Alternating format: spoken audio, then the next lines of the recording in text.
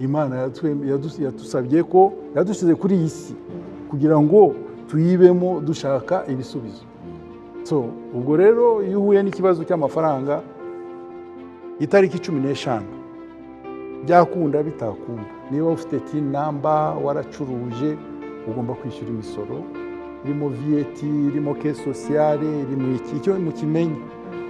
Umucuruzi yarangiza kwishyura kuri 15 agomba kutangira kwitegura kuri 25 kugira ngo yishyure abakozi imishahara yabo, utangire ushakisha amafaranga. Niba ari kujya muri banki bakaguha découvert ugomba kuyabona, kuko umucuruzi wese mu Rwanda murabizi ni igihugu kivuka, twese dufite imyenda. Nibyo tubabwira amazero na amazero, ariko baba bashyizeho kamwe.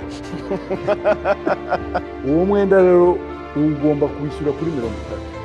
Hari akamashini muri banki yuko nikanakubaza kahita kareba muri konte niba amafaranga arimo, kabura kakatangira nyine kwatsa. Ugera kuri 15 utarabona ayo mafaranga, ugomba gushaka banki igukopesha kugira ngo wishyure.